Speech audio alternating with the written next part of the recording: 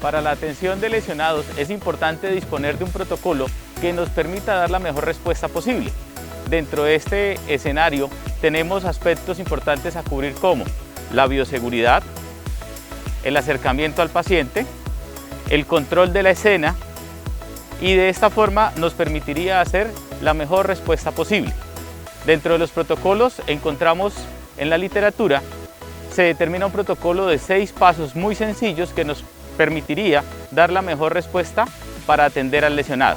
Paso 1. Evite el pánico. Es una acción dirigida al auxiliador. Controle la situación, controle su pánico, controle los miedos, los temores, controle el escenario posible, primero controlándose usted, y de esa forma va a controlar al paciente y al escenario en sí. 2. Revise.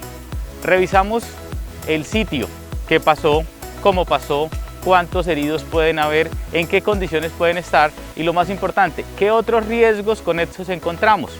Es un accidente de tránsito, puedo tener el carro rodándose, el carro puede incendiarse, el vehículo puede explotar, hay riesgo eléctrico, se tumbó un poste, cualquier cantidad de condiciones de riesgo que tenemos que identificar antes del ingreso a la escena para evitar tanto que el paciente como el auxiliador lleguen a sufrir alguna lesión mayor. En ese revise vamos a hacer un acercamiento y es la primera condición que tenemos que abordar. El auxiliador tiene que tener protección de elementos de protección personal y en este caso de bioseguridad, guantes, tapabocas, gafas y otros elementos que se consideren según la situación. En el acercamiento al paciente tenemos que tener aspectos de la seguridad, por dónde me acerco al paciente sin que éste me vaya a agredir. Recuerden que en este caso el paciente puede ser un potencial agresor hasta que se demuestre lo contrario. En la escena podemos ingresar a la altura de medio cuerpo como una de las opciones. Tengo un bloqueo que estoy realizando con mi pierna sobre el brazo del paciente, el brazo que está más cerca a mi cuerpo y con el que instintivamente me podría agredir de forma inicial ese paciente. El otro brazo que me ofrece el problema o la amenaza de riesgo, entonces voy a tener aquí la mano en la atención al paciente para poder controlar ese aspecto. Otra opción es ingresar a la altura de los pies, frente a los pies, y simplemente estiro mi mano de forma que toco sobre los dedos, llamo la atención del paciente, le hablo de forma clara, de forma fuerte, sin llegar a gritarla, y esto me permitiría mirar las reacciones del paciente.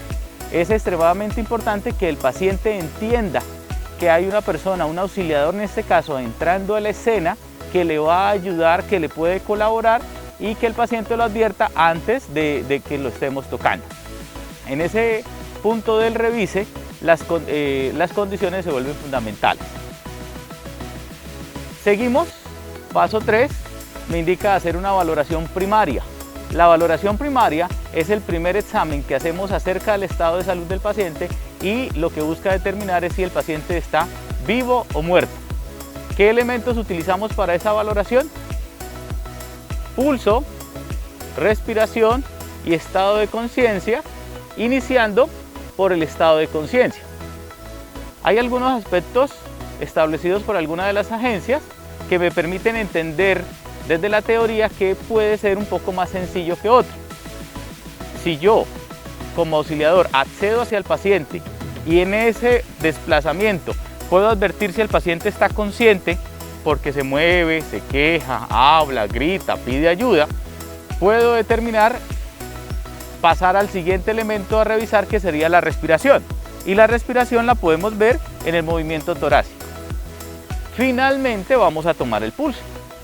Entonces, en un ejercicio, yo como auxiliador vengo desplazándome, empiezo a mirar al paciente, puedo intercambiar algún comentario con el paciente desde la distancia, preguntarle, señora, ¿me escucha? Señorita, ¿escucha? ¿Algo le duele? Y de esa forma empezamos a hacer ese acercamiento inicial. En el ejercicio, ya si eso fue factible, avancé y de lo contrario, en ese mismo ejercicio vengo a mirar tema de la respiración. ¿Respira o no respira? ¿Hay movimiento torácico o no hay movimiento torácico? Finalmente, ya cuando llego hasta donde el paciente, tengo un avance en el proceso de valoración y de ser negativo las dos respuestas anteriores me remitiría a tomar pulso. Recordemos que vamos a ubicar pulso en las arterias centrales del cuerpo. Arteria carótida o carotidia, arteria braquial o arteria inguinal o femoral. En ese ejercicio podemos tener la totalidad de la información que estamos buscando. Y al final tendremos la posibilidad de determinar si el paciente está vivo o muerto. Y esto nos permitiría irnos al paso 4. En el paso 4 encontramos la valoración secundaria. La valoración secundaria es un examen detallado, pormenorizado, que inicia en la cabeza del paciente y se extiende hasta los pies, tocando, palpando, mirando, sintiendo, absolutamente todo, para poder concluir en cuáles son las lesiones o las posibles lesiones del paciente que estamos atendiendo. Entonces vamos a rebobinar el ejercicio y vamos a simular que estamos entrando a la escena. Llego hasta donde está la situación. Señorita, ¿me escucha? Señorita, es un paciente que no me da respuestas, pero advierto que está respirando. Entro a la escena del paciente, ya controlé el escenario, ya está acordonado el entorno, ya tengo elementos de bioseguridad puestos y hago el bloqueo sobre el paciente. Señorita, señorita, no hay respuesta, por consiguiente puedo pasar por alto algo que es la presentación que sería importante para la situación de nosotros como auxiliadores a ese paciente. Y dos, preguntarle a ese paciente si está de acuerdo o si está en condiciones de que lo atendamos. Como está inconsciente, las pasamos, pero es muy importante hacer. Iniciamos acá, sin mover, vamos a hacer algunas acciones. Entonces retire las gafas, que no me sirven en este caso. Podríamos retirar el tapabocas a pesar del contexto y vamos a iniciar la valoración en cráneo. Todo el cráneo lo valoramos.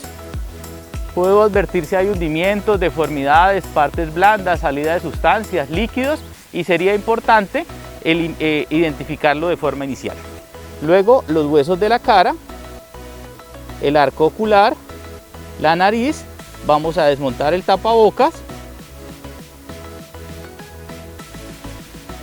maxilar, maxilar inferior, miramos nariz, miramos ojos, miramos la respuesta de la retina.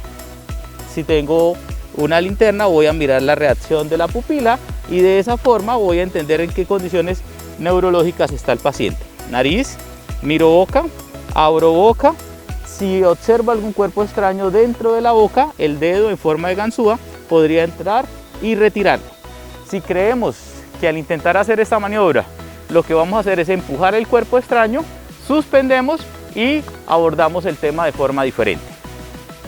Miro oídos y en los oídos vamos a encontrar líquido de apariencia cristalina, líquido encefalorraquídeo que me podría estar indicando algún trauma neurológico o sangre. También es importante entender que podemos encontrar sangre en oídos, nariz, boca, recto, vagina, uretra y me estaría indicando que hay hemorragia de tipo interno. Continúo en el proceso, miramos lesiones de tejido blando, especialmente en la zona del cuello. En este momento no voy a entrar a la columna para hacer la valoración. Paso, valoramos clavícula por el hueso de la clavícula hacia hombros, las dos manos en hombros y ahora vienen las dos manos a una sola extremidad. Bajamos por la extremidad, recuerden, una mano lleva la línea del hueso y la otra mano lleva el paquete muscular. Avanzamos por la totalidad de la extremidad, siempre mirando la cara del paciente porque los gestos de dolor me podrían estar indicando alguna señal de afectación. Muevo dedo por dedo, dedo por dedo, dedo por dedo, muevo la muñeca, muevo el codo y finalmente voy a mover el hombro. Recuerden que las señales de fractura son deformidad, que no la percibimos, dolor, que no lo identificamos en este ejercicio, amoratamiento, que no lo hemos identificado, incapacidad funcional, y de esa forma podemos dar por finalizada la valoración de una extremidad. Para valorar el otro brazo Lo hacemos desde aquí, si la posición no es muy incómoda, o simplemente damos la vuelta. Recordamos que nunca vamos a pasar por encima del paciente. Volvemos al centro del cuerpo, veníamos valorando hasta la clavícula, vamos de la clavícula hacia abajo, los huesos de las costillas que entran hacia la espalda, venimos bajando hacia el borde inferior de las costillas y subimos por el borde inferior de las costillas, manos abiertas, anchas, para valorar la totalidad de las costillas. Y finalmente paso con el filo de la mano por el esternón. En este caso, con las mujeres no vamos a entrar a tocar el seno. Si es un hombre, pues pasamos, no hay ningún inconveniente, y en las mujeres pasamos solo con el filo de la mano, y eso sería suficiente para identificar alguna señal de dolor. Si percibimos algo adicional, como salida de líquidos, de sustancias y demás, en ese caso nos tocaría remover la prenda y revisar con extremo cuidado y favoreciendo siempre la integralidad del paciente para no tener ninguna complicación. Vamos hacia abajo, entonces en este caso vamos a valorar el abdomen, palpamos la totalidad del abdomen. Cabe indicar que el abdomen tiene que estar blando, sin tensiones, sin dolor, o de lo contrario me está indicando que tiene un trauma cerrado de abdomen o lo que conocemos como una posible hemorragia interna.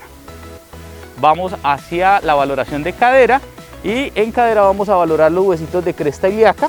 Entonces ponemos las manos y al poner la mano de esta forma puedo sentir el encajonamiento del hueso y de ahí percibir si hay movimiento, crepitación, chasquido o dolor que me indique o me lleve a sospechar algún tipo de afectación, de lesión sobre la cadera.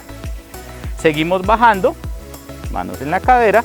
Recuerde que estamos en la zona más complicada del cuerpo porque en caso de rompimiento o afectación podemos tener vinculación de la arteria y de esta forma el proceso de hemorragia sería bastante complicado. Seguimos bajando, sigue la valoración, pendientes de la cara del paciente. Y de la misma forma como hicimos los movimientos en el brazo, vamos a empezar a hacer los movimientos. Primero el tobillo en esta posición que tenemos sin que se mueva nada más.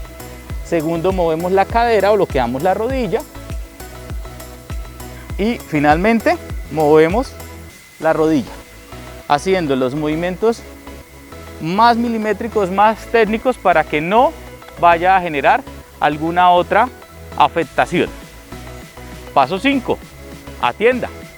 Y en la atienda ya nos dedicaríamos a hacer la valoración de la atención, de todo lo que acabamos de encontrar.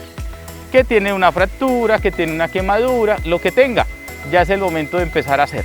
Y finalmente, el paso número 6, el paso de identificar y generar el proceso de traslado hacia un centro asistencial.